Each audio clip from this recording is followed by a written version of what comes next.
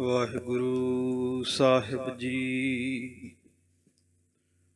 ਗੁਰੂ ਨਾਨਕ ਪਾਦ ਪੰਕਜ ਬੰਦਨ, ਪਾਦ ਪੰਕਜ ਬੰਦਨ। ਸਿਮਰੋ ਅੰਗਦ ਦੁਖ ਨਿਕੰਦਨ। ਅਮਰਦਾਸ ਹਿਰਦੈ ਨਿਤ ਧਿਆਵੋ, ਹਿਰਦੈ ਨਿਤ ਧਿਆਵੋ। ਸ਼੍ਰੀ ਗੁਰੂ ਰਾਮਦਾਸ ਗੁਣ ਗਾਵੋ।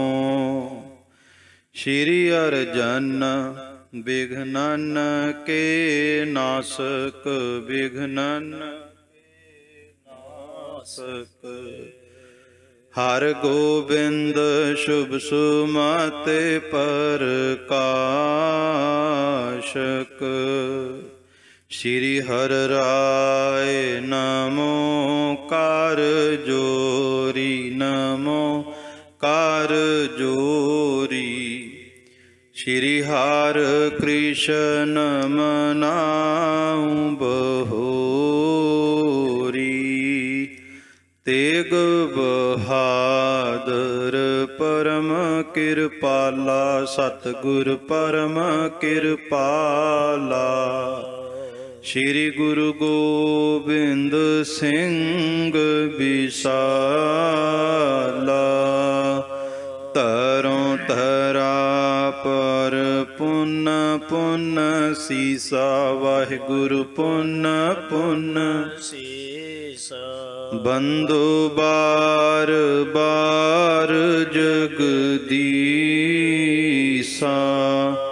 ਜਿਸ ਮਹਿ ਅੰਮ੍ਰਿਤ ਗਿਆਨ ਹੈ, ਮਾਣਕ ਭਗਤ ਵੈਰਾਗ। ਸ਼੍ਰੀ ਗੁਰੂ ਗ੍ਰੰਥ ਸਾਹਿਬ ਉਦਦ ਬੰਦੋ ਕਰ ਅਨੁਰਾਗ। ਕਹਾਂ ਬੁੱਧ ਪ੍ਰਭ ਤੁਸ਼ ਹਮਾਰੀ, ਵਰਨ ਸਕੈ ਮਹਿਮਾ ਜੋ ਤਿਹਾਰੀ। ਹਮ ਨਾ ਸਕਤ ਕਰ ਸਿਫਤ ਤੁਮਾਰੀ, ਆਪ ਲਿਹੋ ਤੁਮ ਕਥਾ ਸੁਧਾਰੀ। ਏਕ ਓੰਕਾਰਾ ਸਤਿਗੁਰੂ ਤੇ ਪ੍ਰਸਾਦ ਸਚ ਹੋਏ। ਵਾਹਿਗੁਰੂ ਜੀ ਕੀ ਫਤਿਹ ਹੈ, ਵਿਘਨ ਵਿਨਾਸ਼ਨ ਸੋਏ। ਏਕ ਓੰਕਾਰਾ ਸਤਿਗੁਰੂ ਤੇ ਪ੍ਰਸਾਦ ਸਚ ਹੋਏ। ਵਾਹਿਗੁਰੂ ਜੀ ਕੀ ਫਤਿਹ ਹੈ, ਵਿਘਨ ਵਿਨਾਸ਼ਨ ਸੋਏ। ਸਤਨਾਮ ਸ੍ਰੀ ਵਾਹਿਗੁਰੂ ਸਾਹਿਬ ਜੀਓ। ਅਬ ਤੋ ਫਤਿਹ ਤੁਮਾਰੀ ਭਈ, ਅਬ ਹੋਏ ਜਾਵੋ ਕਿਤ ਸ਼ਈ ਮਈ। ਅਬ ਤੋ ਫਤਿਹ ਤੁਮਾਰੀ ਭਈ, ਅਬ ਹੋਏ ਜਾਵੋ ਕਿਤ ਸ਼ਈ ਮਈ। ਵਾਹਿਗੁਰੂ ਜੀ ਕਾ ਖਾਲਸਾ, ਵਾਹਿਗੁਰੂ ਜੀ ਕੀ ਫਤਿਹ। ਧੰਨ ਧੰਨ ਸਤਿਗੁਰੂ ਗੁਰੂ ਗ੍ਰੰਥ ਸਾਹਿਬ ਜੀ ਦੀ ਪਾਵਨ ਪਵਿੱਤਰ ਹਜ਼ੂਰੀ ਦੇ ਅੰਦਰ ਜੁੜ ਬੈਠੇ ਗੁਰੂ ਸਰੂਪ ਗੁਰੂ ਖਾਲਸਾ ਸਾਧ ਸੰਗਤ ਜੀ, ਸਤਿਗੁਰੂ ਦੀ ਅਪਾਰ ਬਖਸ਼ਿਸ਼ ਸਦਕਾ ਇਤਿਹਾਸ ਦੀ ਲੜੀਵਾਰ ਕਥਾ ਦੇ ਅੰਦਰ ਹਾਜ਼ਰੀ ਭਰਨ ਵਾਸਤੇ ਇਹ ਸਮਾਂ ਪ੍ਰਾਪਤ ਹੋਇਆ। ਸਤਿਗੁਰੂ ਦੇ ਚਰਨਾਂ ਦੇ ਵਿੱਚ ਮਨੇ ਬਿਰਤੀਆਂ ਜੋੜ ਕਰਕੇ ਬੇਨਤੀ ਹੈ, ਦੋਵੇਂ ਹੱਥ ਜੋੜ ਕੇ ਸਤਿਗੁਰਾਂ ਨੂੰ ਸੀਸ ਝੁਕਾਉਂਦੇ ਹੋਏ ਪਿਆਰ ਸਹਿਤ ਉਚਾਰਨ ਕਰੋ, ਸਤਨਾਮ ਸ਼੍ਰੀ ਵਾਹਿਗੁਰੂ ਸਾਹਿਬ ਜੀ। ਸਤਨਾਮ ਸ਼੍ਰੀ ਵਾਹਿਗੁਰੂ ਸਾਹਿਬ ਜੀ।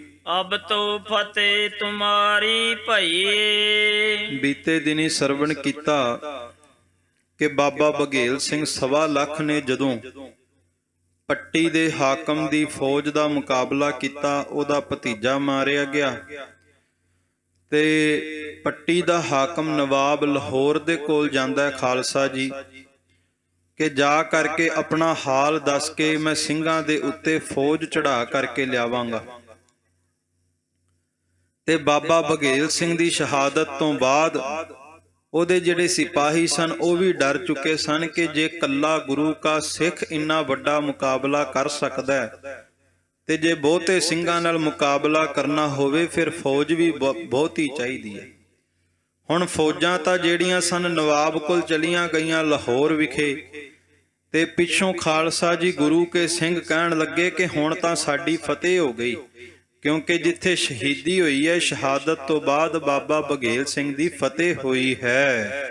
ਅਬ ਹੋਏ ਜਾਵੋ ਕਿਤ ਛਈ ਮਈ। ਪਰ ਜਿਹੜੇ ਕੁਝ ਸੂਝਵਾਨ ਸਿੰਘ ਕਹਿਣ ਲੱਗੇ, ਜਿਹੜੇ ਬਜ਼ੁਰਗ ਸਨ, ਕਿ ਹੁਣ ਫੌਜਾਂ ਚੜ੍ਹ ਕੇ ਆਉਣਗੀਆਂ, ਜਾਂ ਤਾਂ ਤਿਆਰੀ ਕਰ ਲਈਏ, ਮੋਰਚਾ ਬੰਦੀ ਕਰ ਲਈਏ, ਜਾਂ ਫਿਰ ਇਸ ਬੁੰਗੇ ਨੂੰ ਛੱਡ ਕਰਕੇ ਜੰਗਲਾਂ ਵਿੱਚ ਚਲੇ ਜਾਈਏ, ਕਿਉਂਕਿ ਹੁਣ ਉਹ ਲਾਹੌਰ ਗਏ ਨੇ ਤੇ ਲਾਹੌਰ ਤੋਂ ਵੱਡੀ ਗਿਣਤੀ ਵਿੱਚ ਫੌਜਾਂ ਚੜ੍ਹ ਕੇ ਆਉਣਗੀਆਂ।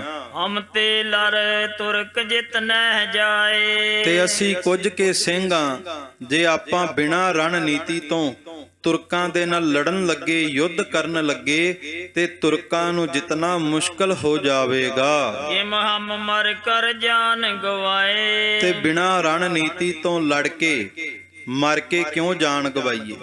ਇਸ ਤੋਂ ਚੰਗਾ ਹੋਵੇ ਜਾਨ ਬਚਾਈਏ ਤੇ ਰਣਨੀਤੀ ਦੇ ਨਾਲ ਦੁਸ਼ਮਣ ਦਾ ਮੁਕਾਬਲਾ ਕਰੀਏ। ਤੋ ਸਿੰਘ ਜੀ ਉਹਨੇ ਅੱਗਿਓਂ ਉਚਾਰੀ। ਜਦੋਂ ਇਸ ਤਰ੍ਹਾਂ ਸਿੰਘਾਂ ਨੇ, ਕੁਝ ਸੂਝਵਾਨ ਸਿੰਘਾਂ ਨੇ ਇਸ ਤਰ੍ਹਾਂ ਵਿਚਾਰਾਂ ਰੱਖੀਆਂ, ਤਾਂ ਬਾਬਾ ਤਾਰਾ ਸਿੰਘ ਜੀ ਨਿਹੰਗ ਸਿੰਘ ਵਾਂ ਵਾਲੇ, ਉਹ ਅੱਗੋਂ ਫਿਰ ਬਚਨ ਕਰਨ ਲੱਗੇ। ਹਮ ਤੋ ਕਰਹਿ ਨ ਜਾਨ ਪਿਆਰੀ। ਬਾਬਾ ਤਾਰਾ ਸਿੰਘ ਕਹਿਣ ਲੱਗੇ, ਸਿੰਘੋ ਮੈਨੂੰ ਤਾਂ ਪਹਿਲਾਂ ਹੀ ਜ਼ਿੰਦਗੀ ਪਿਆਰੀ ਨਹੀਂ, ਮੈਨੂੰ ਜਾਨ ਪਿਆਰੀ ਨਹੀਂ। ਹਮ ਪਿਆਰੇ ਕਰਹਿ ਗੁਰਵਾਕ। ਅਸੀਂ ਤਾਂ ਆਪਣੀ ਜ਼ਿੰਦਗੀ ਨੂੰ ਪਿਆਰ ਨਹੀਂ ਕਰਦੇ, ਅਸੀਂ ਪਿਆਰ ਕਰਦੇ ਹਾਂ ਸਤਿਗੁਰਾਂ ਦੇ ਵਾਕ ਨੂੰ, ਸਤਿਗੁਰਾਂ ਦੀ ਬਾਣੀ ਨੂੰ।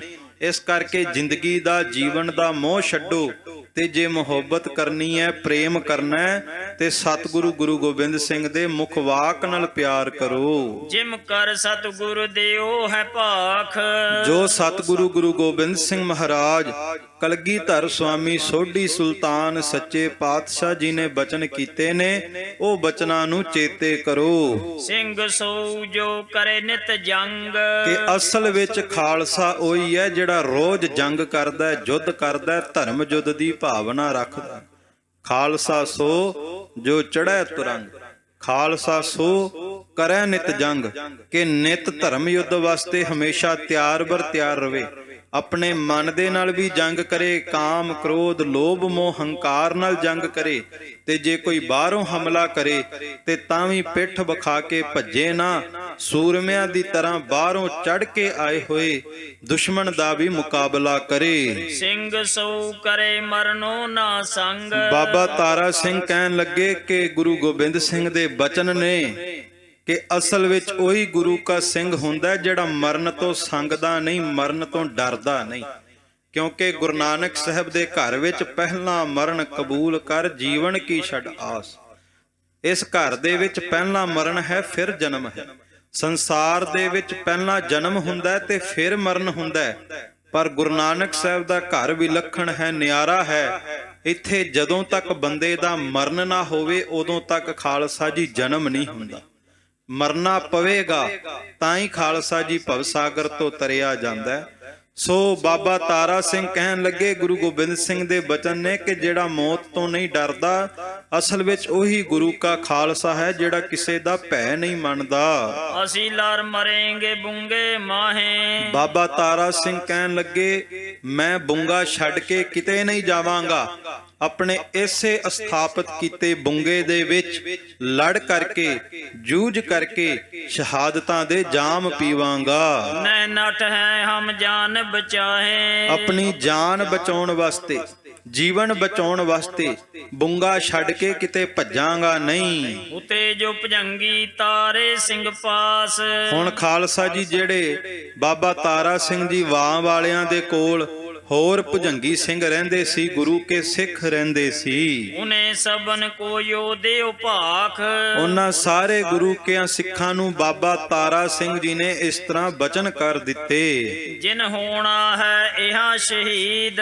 ਬਾਬਾ ਤਾਰਾ ਸਿੰਘ ਕਹਿਣ ਲੱਗੇ, ਸਿੰਘੋ ਹੁਣ ਮੈਂ ਤੁਹਾਡੇ ਚਰਨਾਂ ਵਿੱਚ ਇਹ ਬੇਨਤਾ ਕਰਦਾ ਕਿ ਜਿੰਨੇ ਤੇ ਪਾਉਣੀਆਂ ਸ਼ਹੀਦੀਆਂ, ਜਿਹਦੇ ਅੰਦਰ ਸ਼ਹਾਦਤਾਂ ਦਾ ਚਾਅ ਹੈ, ਰਹੇ ਸੋ ਔਰ ਜਾਹੋ ਵਜੀ ਬਗੀਦ। ਉਹ ਇਸ ਬੁੰਗੇ ਵਿੱਚ ਰਹਿ ਸਕਦਾ ਹੈ। ਜਿਹੜਾ ਮਰਨ ਵਾਸਤੇ ਤਿਆਰ ਹੈ ਤੇ ਜਿਹੜਾ ਮਰਨ ਤੋਂ ਡਰਦਾ ਹੈ, ਮੌਤ ਤੋਂ ਡਰਦਾ ਹੈ, ਉਹ ਇਸ ਬੁੰਗੇ ਨੂੰ ਹੁਣੇ ਛੱਡ ਕੇ ਜਾ ਸਕਦਾ ਹੈ। ਹੈ ਵੇਲੋ ਜਿਨ ਨਠਿਓ ਆਜ। ਹੁਣ ਵੀ ਸਮਾਂ ਹੈ। ਜਿਹੜਾ ਮਰਨ ਵਾਸਤੇ ਤਿਆਰ ਹੈ ਰਹਿ ਜਾਵੇ, ਜਿਹੜਾ ਮੌਤ ਤੋਂ ਡਰਦਾ ਹੈ ਭੱਜ ਜਾਵੇ। ਕਲ ਨੈ ਕੋ ਮਿਲੇ ਗੁਪਾਜ। ਫਿਰ ਨਾ ਕਹਿਣਾ ਕੱਲ ਨੂੰ ਕਿ ਸਾਸੀ ਡਰ ਗਏ, ਅਸੀਂ ਮਰਨਾ ਨਹੀਂ ਚਾਹੁੰਦੇ, ਕਿਉਂਕਿ ਕੱਲ ਕਿਸੇ ਨੂੰ ਵੀ ਭੱਜਣ ਨਹੀਂ ਦਿੱਤਾ ਜਾਵੇਗਾ। ਸਮਾਂ ਅੱਜ ਹੈ। ਜਿਹੜਾ ਭੱਜਣਾ ਚਾਹੁੰਦਾ ਮੌਤ ਤੋਂ, ਉਹ ਭੱਜ ਸਕਦਾ ਹੈ। ਇਤਨਾ ਕ ਸੁਣਤ ਕਈ ਨਠ ਗਏ। ਖਾਲਸਾ ਜੀ ਜਦੋਂ ਇਹ ਗੱਲਾਂ ਉਸ ਨਗਰ ਦੇ ਆਮ ਲੋਕਾਂ ਨੇ ਸੁਣੀਆਂ, ਕਹਿੰਦੇ ਆਮ ਲੋਕ ਤਾਂ ਮੌਤ ਦੀ ਗੱਲ ਸੁਣ ਕੇ ਭੱਜ ਗਏ। ਕਿਛ ਕ ਸ਼ਹੀਦੀ ਕੋ ਭੀ ਰਹੇ। ਪਰ ਜਿਹੜੇ ਬਾਬਾ ਤਾਰਾ ਸਿੰਘ ਜੀ ਦੇ ਨਾਲ ਰਹਿੰਦੇ ਸੀ, ਬਾਬਾ ਤਾਰਾ ਸਿੰਘ ਜੀ ਦੇ ਨਾਲ ਗੁਰੂ ਕੇ ਸਿੱਖ ਸੇਵਾ ਕਰਦੇ ਸੀ, ਕਹਿੰਦੇ ਉਹ ਸ਼ਹੀਦੀਆਂ ਪਾਉਣ ਵਾਸਤੇ ਉੱਥੇ ਤਿਆਰ ਬਰ ਤਿਆਰ ਹੋ ਗਏ। ਹੋਰਾ ਹੁਤੇ ਕੱਚੇ ਸੋ ਨਠ ਤੁਰੇ। ਰਹੇ ਪੱਕੇ ਸਿੰਘ ਨਾਲ। ਭਾਈ ਰਤਨ ਸਿੰਘ ਭੰਗੂ ਕਹਿੰਦੇ ਜਿਹੜੇ ਕੱਚੇ ਸਨ ਭੱਜ ਗਏ, ਜਿਹੜੇ ਪੱਕੇ ਗੁਰੂ ਕੇ ਸਿੱਖ ਸੀ, ਜਿਹੜੇ ਗੁਰੂ ਗੋਬਿੰਦ ਸਿੰਘ ਮਹਾਰਾਜ ਸੱਚੇ ਪਾਤਸ਼ਾਹ ਦੇ ਬਖਸ਼ੇ ਖੰਡੇ ਬਾਟੇ ਦੀ ਪਹੁਲ ਲੈ ਕਰਕੇ ਬਾਣੀ ਬਾਣੇ ਦੇ ਧਾਰਨੀ ਸਨ, ਉਹ ਗੁਰੂ ਕੇ ਸਿੱਖ ਸ਼ਹੀਦੀਆਂ ਪਾਉਣ ਵਾਸਤੇ ਬਾਬਾ ਤਾਰਾ ਸਿੰਘ ਕੋਲ ਰਹਿ ਗਏ। ਪੂਰੇ ਪੂਰੇ ਜੋ ਮਹਾ ਸਾਬਤ ਸਿੰਘ ਗੁਰਨ ਲਾਲ। ਖਾਲਸਾ ਜੀ ਜਿਹੜੇ ਰਹੇ ਉਹ ਅਸਲ ਵਿੱਚ ਪੂਰੇ ਸਨ, ਉਹ ਸੂਰਮੇ ਸਨ। ਜਾ ਕਉ ਹਰ ਰੰਗ ਲਾਗੋ ਇਸ ਜੁਗ में, ਸੋ ਕਹੀਅਤ ਹੈ ਸੂਰਾ।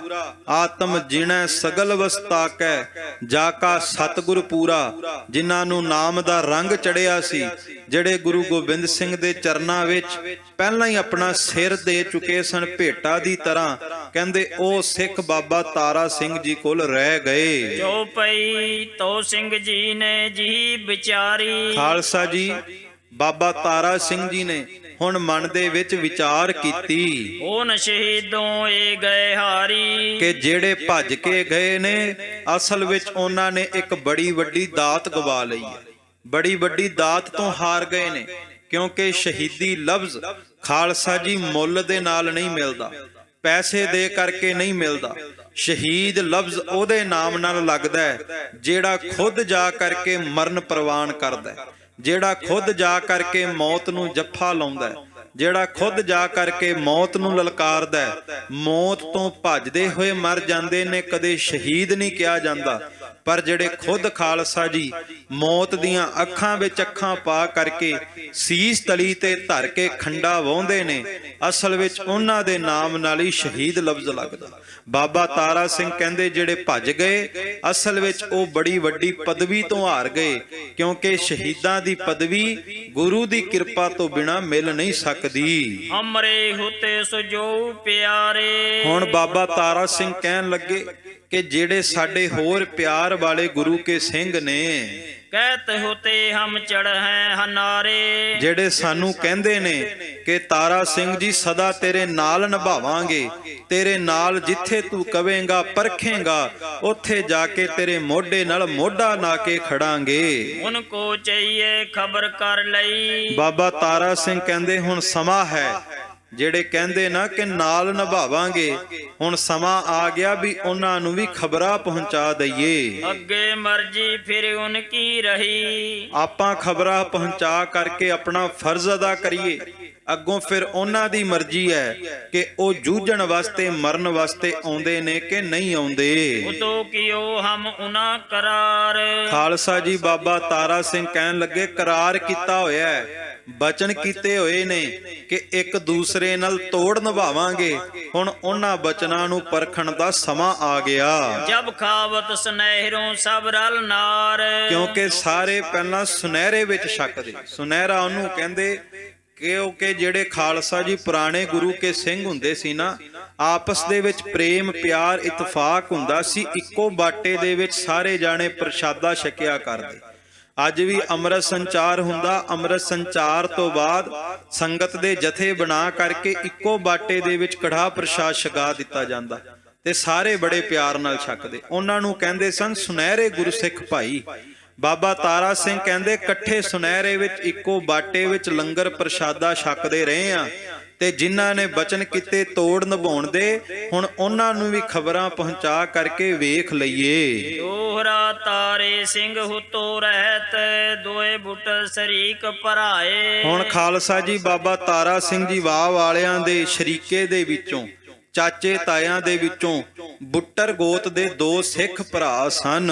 ਬੜ ਸਿਦਕੀ ਬੜ ਸੂਰਮੈ, ਬੈ ਗੁਰ ਕੇ ਬਚਨ ਕਮਾਏ। ਉਹ ਬਹੁਤ ਹੀ ਸਿਦਕ ਵਾਲੇ, ਸਿੱਖੀ ਸਿਦਕ ਨਿਭਾਉਣ ਵਾਲੇ ਤੇ ਗੁਰੂ ਕੇ ਬਚਨਾਂ ਤੇ ਪਹਿਰਾ ਦੇਣ ਵਾਲੇ ਸਿੱਖ ਸਨ। ਚੌਪਈ ਵਸਾਵਾ ਸਿੰਘ ਕੋਇਰ ਸਿੰਘ ਲਨਾਏ। ਇੱਕ ਦਾ ਨਾਮ ਸੀ ਭਾਈ ਵਸਾਵਾ ਸਿੰਘ ਤੇ ਇੱਕ ਸਿੱਖ ਦਾ ਨਾਮ ਸੀ ਭਾਈ ਕੋਇਰ ਸਿੰਘ। ਇਹ ਦੋਵੇਂ ਸਿੱਖ ਬਾਬਾ ਤਾਰਾ ਸਿੰਘ ਬਾਹ ਵਾਲਿਆਂ ਦੇ ਸ਼ਰੀਕੇ ਵਿੱਚੋਂ ਸਨ।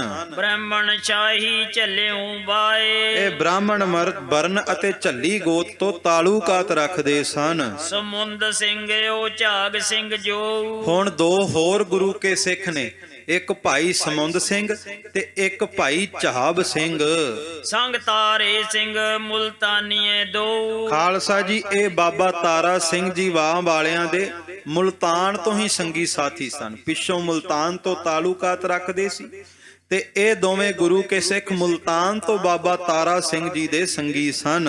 ਸੂਰਾ ਸਿੰਘ ਆਇਓ ਖਾਹ ਲੜਿਓ ਤਖਾਣ।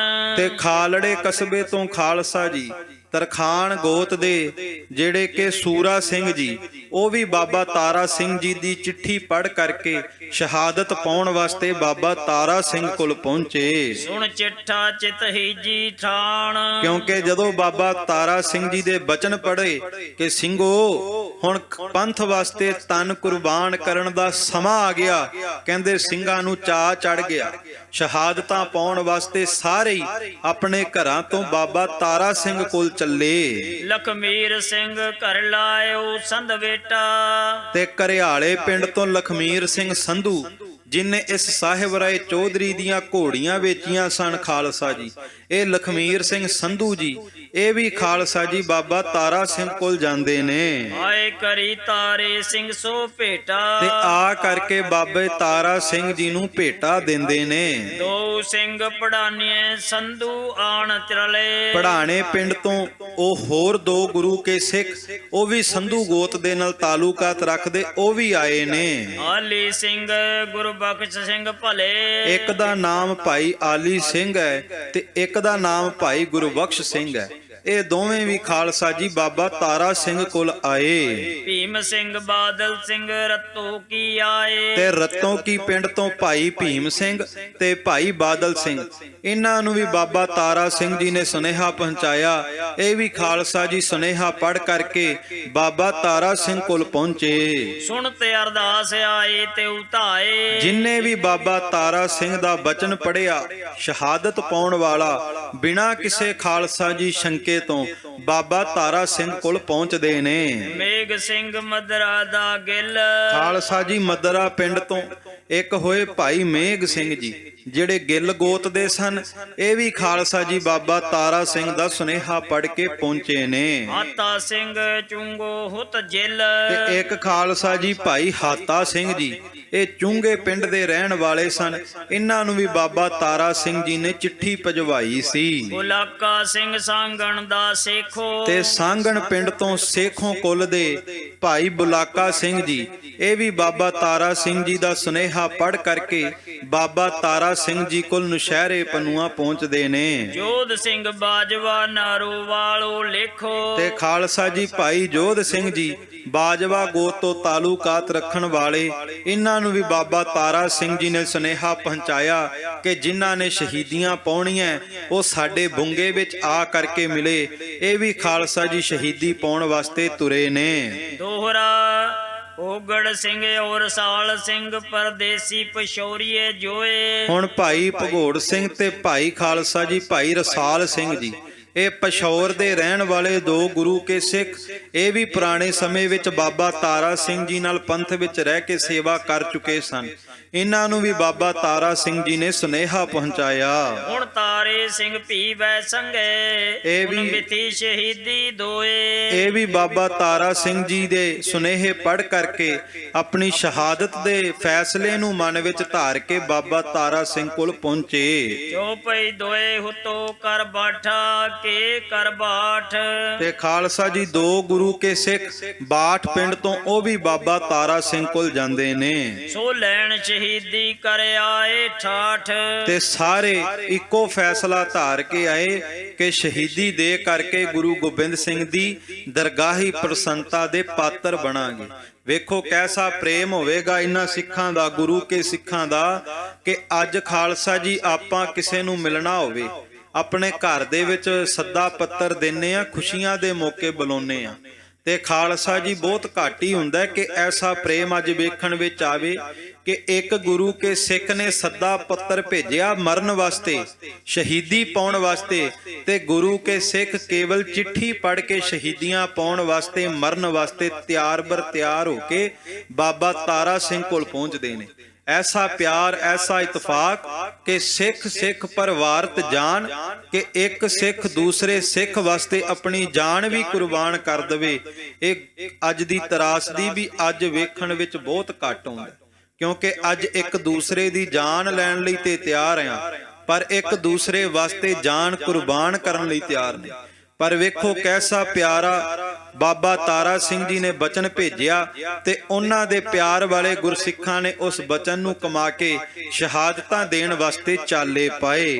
ਰਹਿਓ ਹੁਤੋ ਅਮਰ ਸਿੰਘ ਪੁੱਛਿਓ ਵਾਲ। ਹੁਣ ਖਾਲਸਾ ਜੀ ਭਾਈ ਅਮਰ ਸਿੰਘ ਜੀ, ਜਿਨ੍ਹਾਂ ਨੇ ਭਾਈ ਬਘੇਲ ਸਿੰਘ ਜੀ ਦੇ ਨਾਲ ਜਾ ਕੇ ਸਾਹਿਬ ਰਾਏ ਚੌਧਰੀ ਨੂੰ ਸਮਝਾਇਆ ਸੀ, ਪਰ ਖਾਲਸਾ ਜੀ ਉਹ ਨਹੀਂ ਸਮਝਿਆ, ਤੇ ਇਹ ਭਾਈ ਬਘੇਲ ਸਿੰਘ ਦੀ ਸ਼ਹਾਦਤ ਹੋ ਚੁੱਕੀ ਸੀ, ਤੇ ਪਿੱਛੇ ਭਾਈ ਅਮਰ ਸਿੰਘ ਜੀ ਰਹਿ ਚੁੱਕੇ ਸੀ ਭੂਸੇ ਪਿੰਡ ਵਾਲੇ।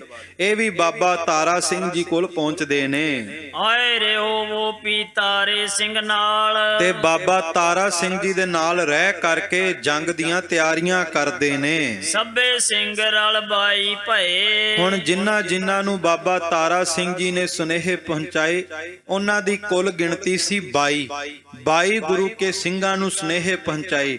ਤੇ ਵੇਖੋ ਗੁਰੂ ਕੇ ਸਿੱਖ ਦਾ ਸੱਦਾ ਪੱਤਰ ਕਿੰਨਾ ਬਾ ਕਮਾਲ, ਕਿ 22 ਜਾਣਿਆਂ ਨੂੰ ਮਰਨ ਵਾਸਤੇ ਸੱਦਾ ਭੇਜਿਆ, ਤੇ 22 ਦੇ ਵਿੱਚੋਂ ਇੱਕ ਨੇ ਵੀ ਮਨਾ ਨਹੀਂ ਕੀਤਾ। 22 ਦੇ 22 ਸੱਦਾ ਪੱਤਰ ਪੜ੍ਹ ਕੇ ਮਰਨ ਵਾਸਤੇ ਤਿਆਰ ਹੋ ਗਏ। ਕਿਛ ਅਗਲੇ ਕਿਛ ਮਗਰੋਂ ਆਏ। ਕਹਿੰਦੇ ਕੋਈ ਤਾਂ ਪਹਿਲਾਂ ਹੀ ਬਾਬਾ ਤਾਰਾ ਸਿੰਘ ਜੀ ਦੇ ਨਾਲ ਰਹਿੰਦੇ ਸੀ, ਤੇ ਕੁਝ ਗੁਰੂ ਕੇ ਸਿੱਖ ਬਾਅਦ ਵਿੱਚ ਚਿੱਠੀਆਂ ਪੜ੍ਹ ਕੇ ਆਏ।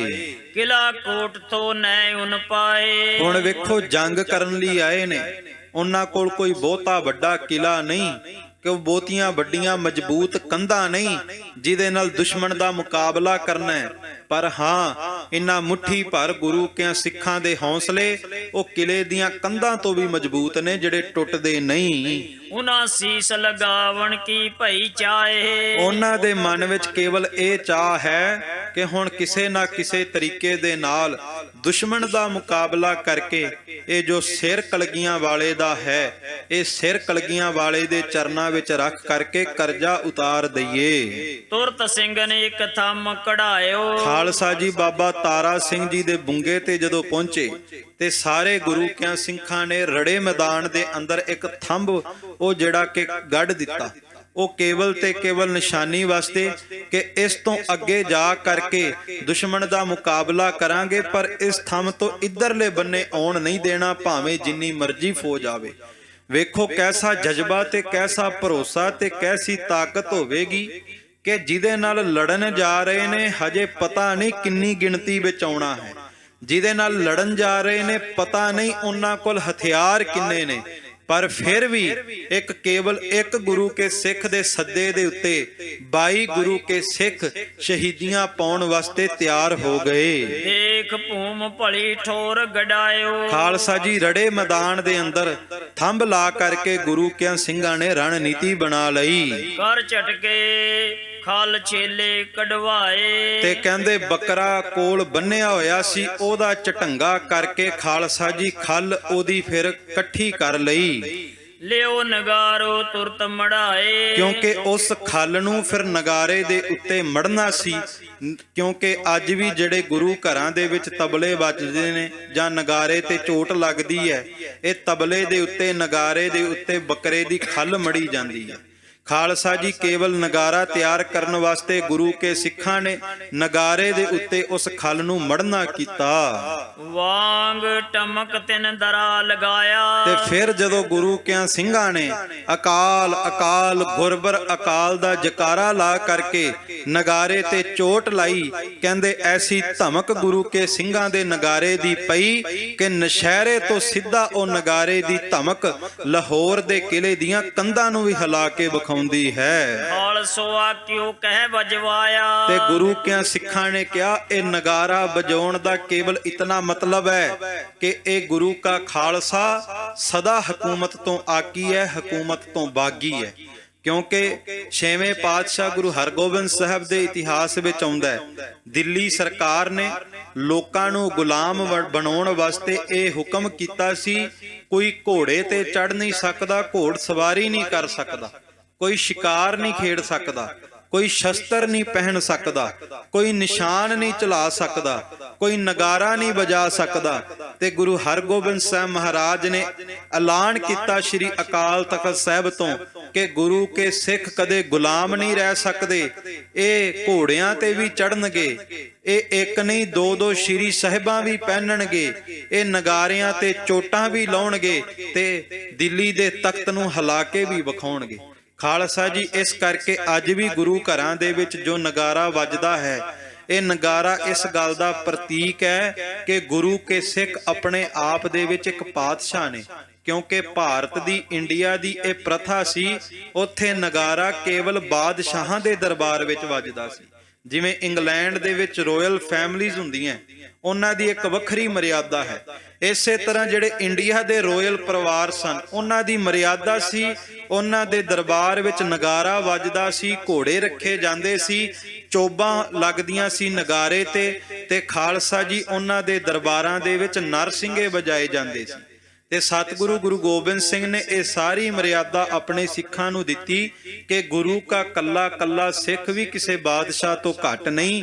ਜਿੱਥੇ ਵੀ ਗੁਰੂ ਗ੍ਰੰਥ ਸਾਹਿਬ ਦਾ ਦਰਬਾਰ ਸਜੇਗਾ, ਉੱਥੇ ਚੌਰ ਸਾਹਿਬ ਵੀ ਹੋਵੇਗਾ, ਛਤਰ ਵੀ ਝੁਲੇਗਾ, ਨਗਾਰੇ ਤੇ ਚੋਟ ਵੀ ਪਵੇਗੀ, ਉੱਥੇ ਨਰਸਿੰਘੇ ਵੀ ਵਜਾਏ ਜਾਣਗੇ। ਸੋ ਇਹ ਸਤਿਗੁਰੂ ਸੱਚੇ ਪਾਤਸ਼ਾਹ ਨੇ ਪਾਤਸ਼ਾਹੀ ਪ੍ਰਤੀਕ ਦੀ ਵਿਰਾਸਤ ਖਾਲਸੇ ਦੀ ਝੋਲੀ ਵਿੱਚ ਪਾਈ।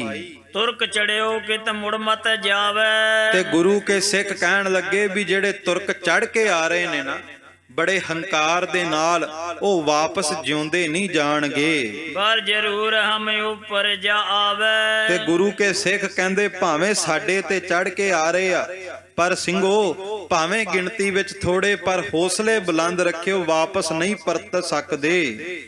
ਦੋਰਾ ਕਲ ਸਲਾ ਇਕੱਠੇ ਭਏ, ਸਤਿਗੁਰੂ ਕੀ ਕਰ ਆਸ।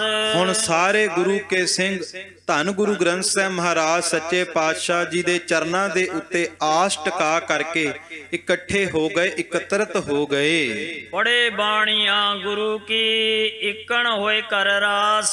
ਤੇ ਸਾਰੇ ਗੁਰੂ ਕੇ ਸਿੱਖ ਇਕੱਠੇ ਹੋ ਕਰਕੇ ਗੁਰੂ ਕੀ ਬਾਣੀ ਦਾ ਜਾਪ ਕਰਦੇ, ਗੁਰੂ ਕੇ ਸ਼ਬਦ ਦਾ ਜਾਪ ਕਰਦੇ ਨੇ। ਚੌਪਈ ਅਬ ਫਿਰ ਬਾਤ ਤੁਰਕਨ ਵਾਲੇ ਆਈ। ਹੁਣ ਭਾਈ ਰਤਨ ਸਿੰਘ ਭੰਗੂ ਲਾਹੌਰ ਦੇ ਦਰਬਾਰ ਦੀ ਗੱਲ ਦੱਸਣਗੇ। ਸੁਨੋ ਸੰਤ ਅਬ ਗੁਰਮੁਖ ਭਾਈ। ਏ ਭਾਈ ਗੁਰਮੁਖ ਜਨੋ, ਲਾਹੌਰ ਦੇ ਵਿੱਚ ਕੀ ਵਾਪਰ ਰਿਹਾ ਸੁਣਨਾ ਕਰੋ। ਪੱਟੀ ਵਾਲ ਜਬ ਲਾਹੌਰੇ ਗਿਓ। ਜਿਹੜਾ ਪੱਟੀ ਦਾ ਹਾਕਮ ਜਦੋਂ ਲਾਹੌਰ ਦਰਬਾਰ ਦੇ ਵਿੱਚ ਜਾ ਕਰਕੇ ਆਪਣੀ ਫਰਿਆਦ ਰੱਖਦਾ ਹੈ, ਹਵਾਲ ਆਪਣੋ ਨਿਬਾਬ ਦਿਖਿਓ। ਆਪਣੇ ਭਤੀਜਿਆਂ ਦੀ, ਆਪਣੇ ਸਿਪਾਹੀਆਂ ਦੀ ਲਾਸ਼ਾਂ ਲੈ ਕਰਕੇ ਨਵਾਬ ਦੇ ਸਾਹਮਣੇ ਪਹੁੰਚ ਗਿਆ ਤੇ ਜਾ ਕੇ ਕਹਿਣ ਲੱਗਾ ਕਿ ਲਾਹੌਰ ਦਰਬਾਰ ਦੇ ਰਾਜ ਦੇ ਅੰਦਰ ਇੰਨਾ ਨੁਕਸਾਨ ਮੇਰੀਆਂ ਸਿਪਾਹੀਆਂ ਦਾ, ਮੇਰੀਆਂ ਫੌਜਾਂ ਦਾ ਕੀਤਾ ਗਿਆ ਤੇ ਲਾਹੌਰ ਦਾ ਨਵਾਬ ਹਜੇ ਵੀ ਘੂਕ ਸੁੱਤਾ ਪਿਆ ਹੈ।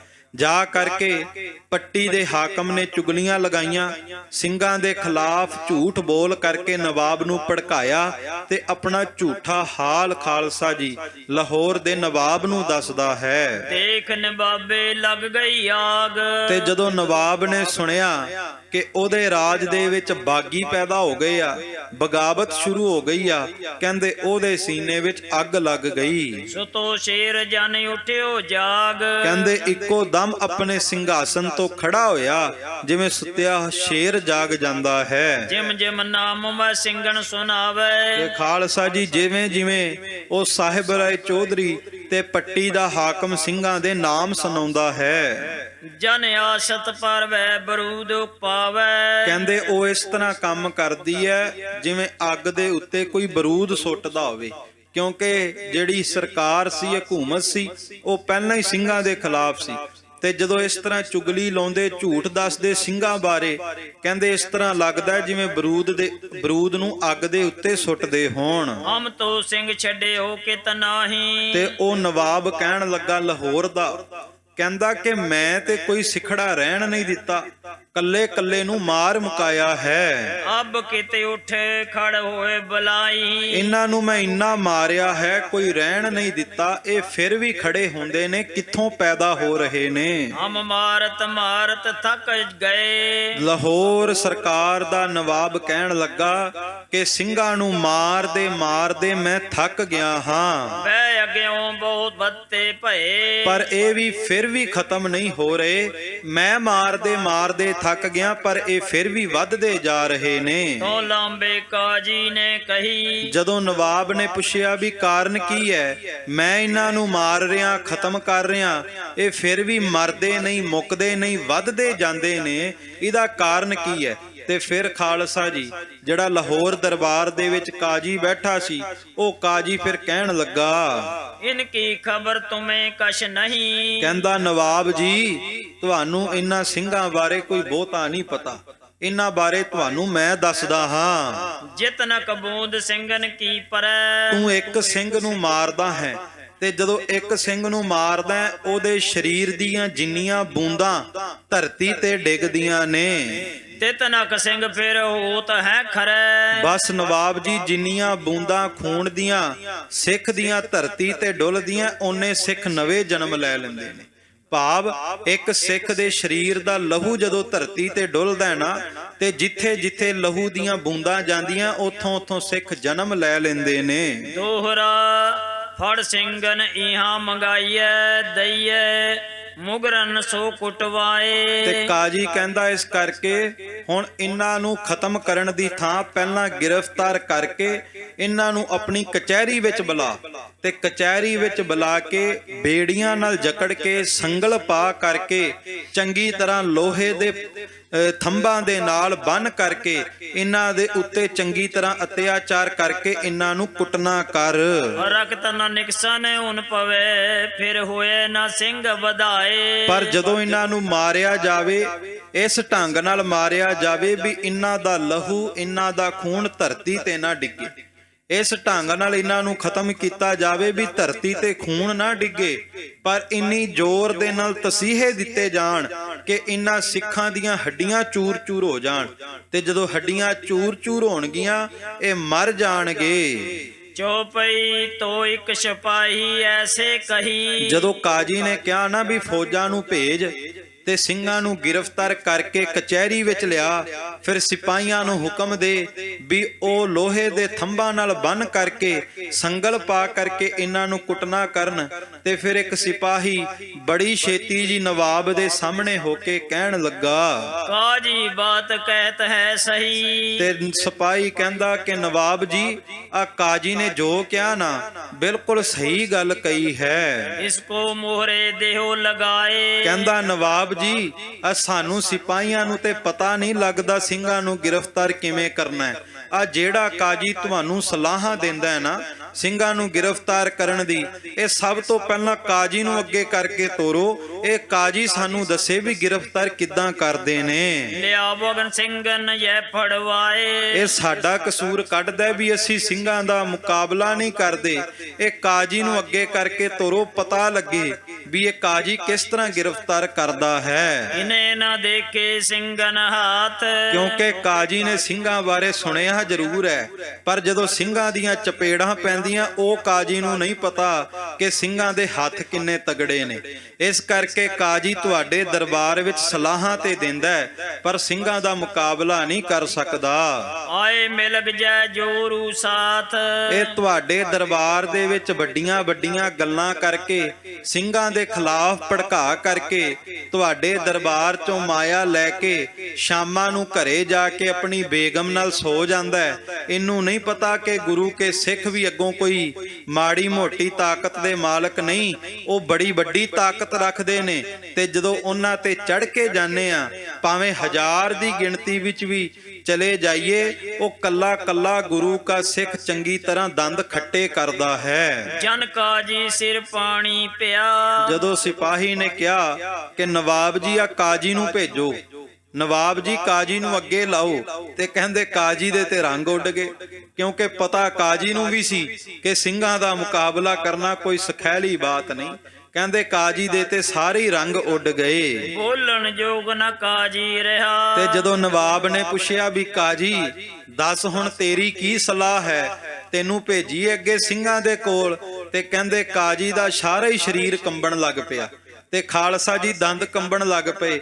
ਦੰਦ ਤੇ ਦੰਦ ਵੱਜੇ ਪਰ ਬੋਲੇ ਨਾ, ਆਵਾਜ਼ ਨਿਕਲੇ ਨਾ।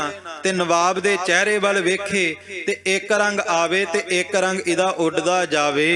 ਤਬ ਨਵਾਬ ਫਿਰ ਐਸ ਸੁਣਾਈ। ਫਿਰ ਕਹਿੰਦੇ ਨਵਾਬ ਨੇ ਵੀ ਵੇਖ ਲਿਆ ਵੀ ਇਹ ਕਾਜੀ ਗੱਲਾਂ ਵਾਲਾ ਹੀ ਹੈ, ਇਹਦੇ ਤੋਂ ਕੁਝ ਨਹੀਂ ਹੋਣਾ।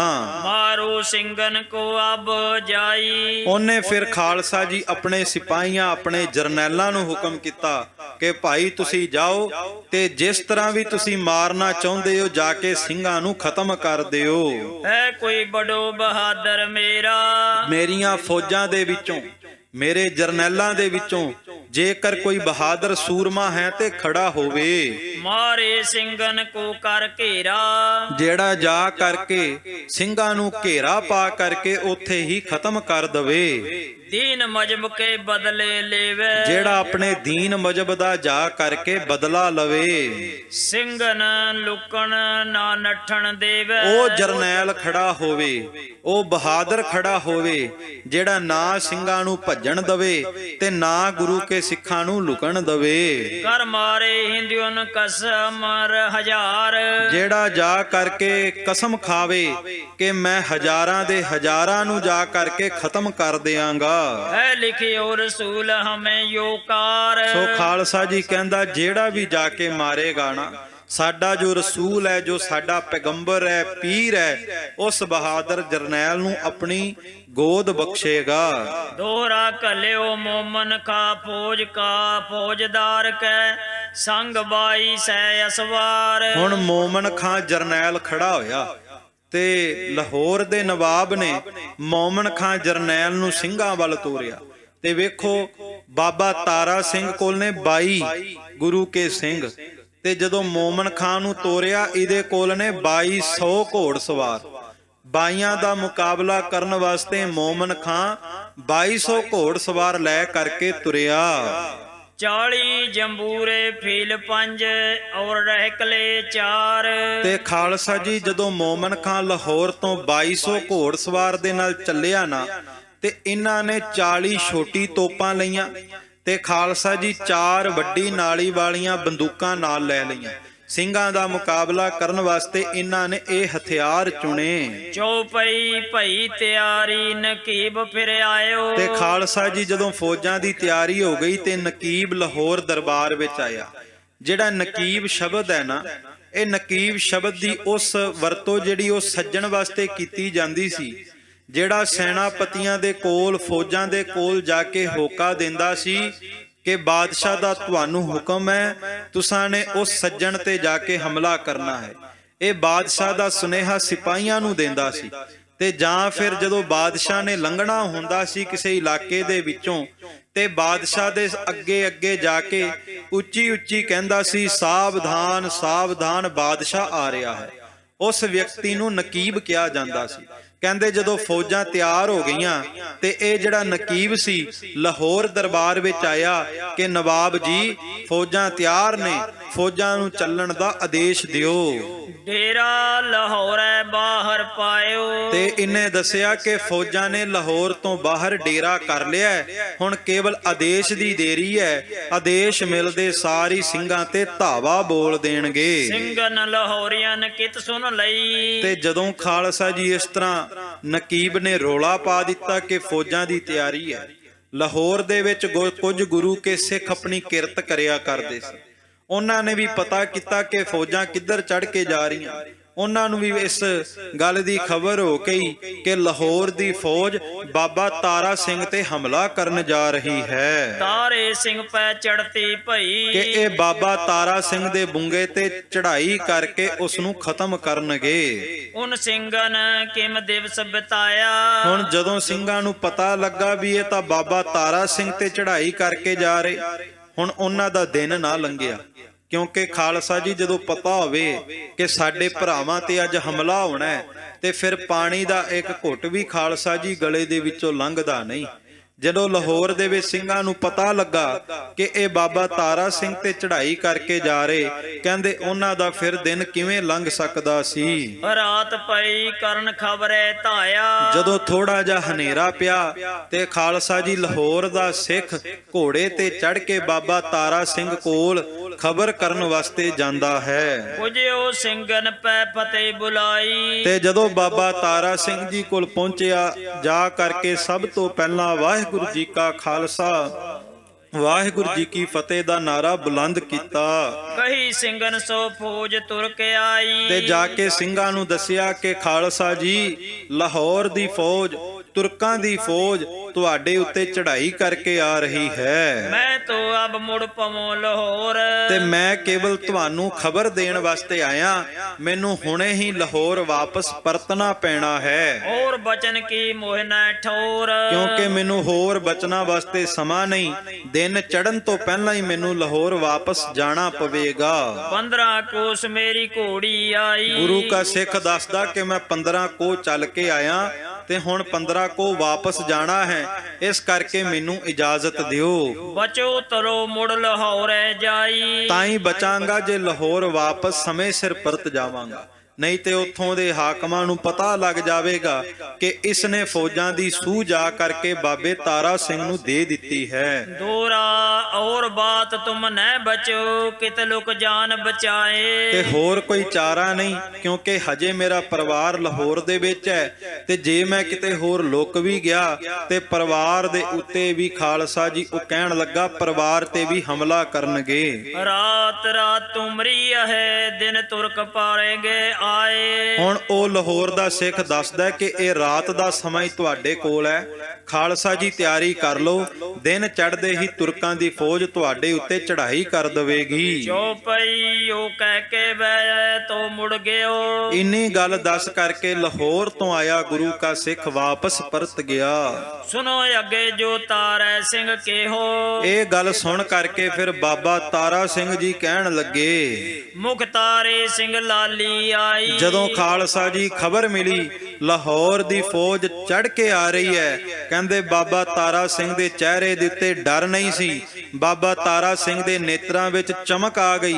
ਬਾਬਾ ਤਾਰਾ ਸਿੰਘ ਜੀ ਦੇ ਚਿਹਰੇ ਦੇ ਉੱਤੇ ਇੱਕ ਅਨੋਖੀ ਲਾਲੀ ਆ ਗਈ। ਹਮ ਆਪ ਚਹੇ ਤੁਰਕਨ ਸਿਰ ਲਾਈ। ਤੇ ਬਾਬਾ ਤਾਰਾ ਸਿੰਘ ਹੱਥ ਵਿੱਚ ਸਲੋਤਰ ਪਕੜ ਕਰਕੇ ਹੱਸ ਕੇ ਕਹਿਣ ਲੱਗੇ ਕਿ ਅਸੀਂ ਤਾਂ ਖੁਦ ਚਾਹੁੰਦੇ ਸਾਂ ਕਿ ਤੁਰਕਾਂ ਦੀ ਫੌਜ ਚੜ੍ਹ ਕੇ ਆਵੇ। ਹਮ ਤੋ ਲੜ ਮਰ ਹੈ ਜੈ ਠਾਹੇ। ਕਿਉਂਕਿ ਹੁਣ ਸਮਾਂ ਆ ਗਿਆ ਜਿਹੜਾ ਮੈਂ ਦੁਸ਼ਮਣ ਦਾ ਮੁਕਾਬਲਾ ਕਰਕੇ ਕਈ ਹਜ਼ਾਰ ਸਿਪਾਹੀਆਂ ਨੂੰ ਨਾਲ ਲੈ ਕਰਕੇ ਆਪਣਾ ਸਰੀਰ ਰੂਪੀ ਘੜਾ ਇਹ ਤੁਰਕਾਂ ਦੇ ਸਿਰ ਤੇ ਭੰਨਾਂਗਾ। ਨੈ ਨਠ ਕੇ ਕਿਤੇ ਔਰੇ ਜਾਹੇ। ਬਾਬਾ ਤਾਰਾ ਸਿੰਘ ਕਹਿਣ ਲੱਗੇ ਕਿ ਫੌਜਾਂ ਦੇ ਡਰ ਤੋਂ ਸੁਣ ਕਰਕੇ, ਫੌਜਾਂ ਦੇ ਡਰ ਤੋਂ ਮੈਂ ਕਿਤੇ ਭੱਜਾਂਗਾ ਨਹੀਂ, ਕਿਤੇ ਲੁਕਾਂਗਾ ਨਹੀਂ, ਬਲਕਿ ਖਿੜੇ ਮੱਥੇ ਫੌਜਾਂ ਦਾ ਮੁਕਾਬਲਾ ਕਰਾਂਗਾ। ਉਹ ਨਾ ਲੈਵੇ ਕਿਤ ਝਲੇ ਓਟ। ਖਾਲਸਾ ਜੀ ਬਾਬਾ ਤਾਰਾ ਸਿੰਘ ਕਹਿਣ ਲੱਗੇ, ਕਿਤੇ ਹੋਰ ਜਾ ਕਰਕੇ ਕਿਸੇ ਦਾ ਆਸਰਾ ਨਹੀਂ ਤੱਕਾਂਗਾ। ਕਲਗੀਆਂ ਵਾਲੇ ਦੀ ਬਾਣੀ ਪੜ੍ਹ ਕੇ ਹੁਣ ਅਤ ਹੀ ਰਣ ਮੈਂ ਤਬ ਜੂਝ ਮਰੋ, ਰਣ ਤੱਤੇ ਦੇ ਅੰਦਰ ਜੂਝ ਕਰਕੇ ਸ਼ਹੀਦ ਹੋਵਾਂਗਾ। ਸਹੇ ਸੀਸ ਅਬ ਕਾਲੇ ਚੋਟ। ਇਹ ਜਿਹੜਾ ਹੁਣ ਸੀਸ ਹੈ, ਇਹ ਜਿਹੜਾ ਸਿਰ ਹੈ, ਇਹ ਹੁਣ ਕਾਲ ਦੀ ਚੋਟ ਵਿੱਚ ਆਵੇਗਾ, ਕਾਲ ਦੇ ਗੇੜ ਵਿੱਚ ਆਵੇਗਾ। ਅਬ ਤੋ ਨਠ ਕਰ ਕਿਤ ਲੁਕ ਪਾਏ। ਕਿਉਂਕਿ ਹੁਣ ਮੈਂ ਕਿਤੇ ਜਾ ਕੇ ਲੁਕਾਂਗਾ ਨਹੀਂ, ਬਲਕਿ ਮੁਕਾਬਲਾ ਕਰਾਂਗਾ। ਜਹਾਂ ਕਾਲ ਤੇ ਢੂੰਡੇ ਨਾ ਜਾਹੇ। ਕਿਉਂਕਿ ਜੇ ਕਿਤੇ ਭੱਜ ਵੀ ਜਾਈਏ ਤੇ ਜਿਹੜੀ ਮੌਤ ਹੈ, ਮੌਤ ਬੰਦੇ ਨੂੰ ਲੱਭ ਹੀ ਲੈਂਦੀ ਹੈ। ਜੈ ਜੈ ਜਾਈਏ ਤਹੀਂ ਤਹਿ ਕਾਲ। ਮੌਤ ਤੋਂ ਬੰਦਾ ਜਿੰਨਾ ਮਰਜੀ ਭੱਜ ਲਵੇ, ਪਰ ਮੌਤ ਫਿਰ ਵੀ ਬੰਦੇ ਨੂੰ ਜਾ ਕਰਕੇ ਗਲਵਕੜੀ ਪਾਉਂਦੀ ਹੈ। ਸਤਿਗੁਰ ਦੀਨੇ ਬਚਨ ਦਿਖਾਲ। ਇਹ ਬਚਨ ਸਤਿਗੁਰੂ ਗੁਰੂ ਗੋਬਿੰਦ ਸਿੰਘ ਜੀ ਨੇ ਖੁਦ ਕੀਤਾ ਹੈ। ਸਵਈਆ ਯੋਂ ਕਹੂੰ ਕਾਲ ਤੇ ਭਾਜ ਕੈ ਬਾਚੀਅਤ, ਸੋ ਤੋ ਕਹਿ ਕੁੰਟ ਕੇ ਹੋ ਭਜ ਜਈਐ। ਧੰਨ ਗੁਰੂ ਗੋਬਿੰਦ ਸਿੰਘ ਜੀ ਨੇ ਬਚਨ ਕੀਤਾ ਕਿ ਸਿੱਖਾ, ਜੇ ਤੂੰ ਕਾਲ ਤੋਂ, ਮੌਤ ਤੋਂ ਭਜਣਾ ਵੀ ਚਾਵੇਂ ਤੇ ਦੱਸ ਕਿਹੜੇ ਕਿਲੇ ਦੇ ਵਿੱਚ ਜਾ ਕਰਕੇ ਮੌਤ ਤੋਂ ਲੁਕ ਸਕਦਾ ਹੈ। ਆਗੇ ਹੂੰ ਕਾਲ ਧਰੇ ਅਸ ਗਾਜਤ, ਛਾਜਤ ਹੈ ਜੇ ਤੇ ਨਸ ਆਈਐ। ਕਿਉਂਕਿ ਗੁਰੂ ਗੋਬਿੰਦ ਸਿੰਘ ਜੀ ਨੇ ਬਚਨ ਕੀਤਾ ਕਿ ਜੇ ਤੂੰ ਮੌਤ ਤੋਂ ਭੱਜ ਕੇ ਕਿਤੇ ਵੀ ਜਾ ਕਰਕੇ ਲੁਕਣ ਦੀ ਇੱਛਾ ਰੱਖੇ, ਤੇਰੇ ਪਹੁੰਚਣ ਤੋਂ ਪਹਿਲਾਂ ਤੇਰੀ ਮੌਤ ਉਸ ਥਾਂ ਤੇ ਪਹੁੰਚ ਜਾਵੇਗੀ। ਐਸੋ ਨਾ ਕਹਿ ਗਿਓ ਕੋਈ ਸੋ ਧਾਵਰੇ, ਜਾਹੇ ਉਪਾਵ ਸੋ ਘਾਵ ਬਚਈਐ। ਅੱਜ ਤੱਕ ਸੰਸਾਰ ਦੇ ਤਖਤੇ ਤੇ ਕੋਈ ਐਸਾ ਮਹਾਬਲੀ ਪੈਦਾ ਨਹੀਂ ਹੋਇਆ ਜਿਹੜਾ ਮੌਤ ਤੋਂ ਬਚਣ ਦਾ ਉਪਾਵ ਲੱਭ ਸਕੇ। ਜਾਂ ਤੇ ਨਾ ਛੁਟੀਏ ਮੂੜ ਕਹੋ, ਹਸ ਤਾਂ ਕੀ ਨਾ ਕੀਓ ਸਰਨਾਗਤ ਜਈਐ। ਧੰਨ ਗੁਰੂ ਗੋਬਿੰਦ ਸਿੰਘ ਮਹਾਰਾਜ ਕਲਗੀਧਰ ਪਾਤਸ਼ਾਹ ਨੇ ਬਚਨ ਕੀਤਾ ਕਿ ਜਿਸ ਮੌਤ ਤੋਂ ਕੋਈ ਬਚ ਨਹੀਂ ਸਕਦਾ, ਫਿਰ ਉਸ ਤੋਂ ਭੱਜਣ ਦੀ ਬਚਾਏ ਖਿੜੇ ਮੱਥੇ ਹੱਸ ਕਰਕੇ ਉਸ ਮੌਤ ਦੇ ਨਾਲ ਗਲਵਕੜੀ ਕਿਉਂ ਨਾ ਪਾਈਏ, ਉਸ ਮੌਤ ਦਾ ਮੁਕਾਬਲਾ ਕਿਉਂ ਨਾ ਕਰੀਏ। ਇਹ ਧੰਨ ਗੁਰੂ ਗੋਬਿੰਦ ਸਿੰਘ ਮਹਾਰਾਜ ਸੱਚੇ ਪਾਤਸ਼ਾਹ ਦੇ ਬਚਨ ਨੇ ਕਿ ਅੱਜ ਤੱਕ ਕੋਈ ਮੌਤ ਤੋਂ ਭੱਜ ਨਹੀਂ ਸਕਿਆ।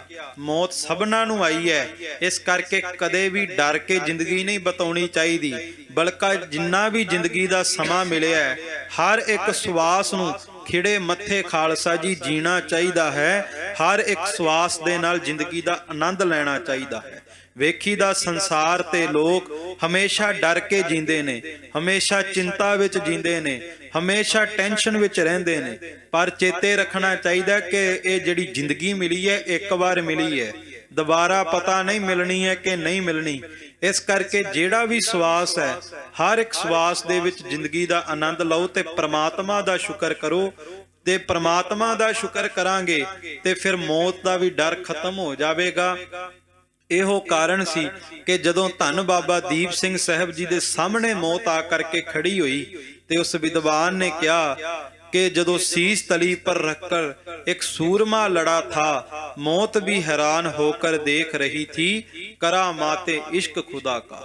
कि जदों बाबा दीप सिंह जी ने शीश तली ते धरिया ते उत्थे फिर मौत भी हैरान हो गई कि पता नहीं गुरु गोबिंद सिंह दे इश्क दे विच की कुछ भरिया कि इन्हां नूं मौत भी खत्म नहीं कर सकती। गुरु का सिख जे संसार तो जांदा है ते जांदा भी गुरु दी मर्जी नाल है, गुरु दी मर्जी तो बिना नहीं जांदा। सो सतगुरु गुरु गोबिंद सिंह महाराज कृपा करन आउण वाला प्रसंग कि किस तरह बाबा तारा सिंह जी दे नाल खालसा जी मोमन खां दी झड़प होई, मोमन खां दियां फौजां दा गुरु के सिंघां ने मुकाबला कीता, ਉਹ ਆਪਾਂ ਕੱਲ ਸਰਵਣ ਕਰਾਂਗੇ।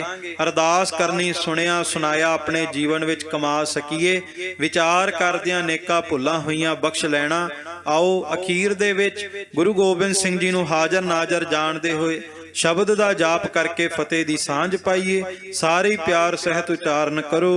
हे ਚੁੱਤ हे ਪਾਰ ਬ੍ਰਹਮ अविनाशी अगनास, हे पूरन हे सर्ब मैं, दुख भंजन गुणतास, हे संगी हे निरंकार, हे निर्गुण सब टेक, हे गोबिंद हे गुण निदान, जाकै सदा विवेक।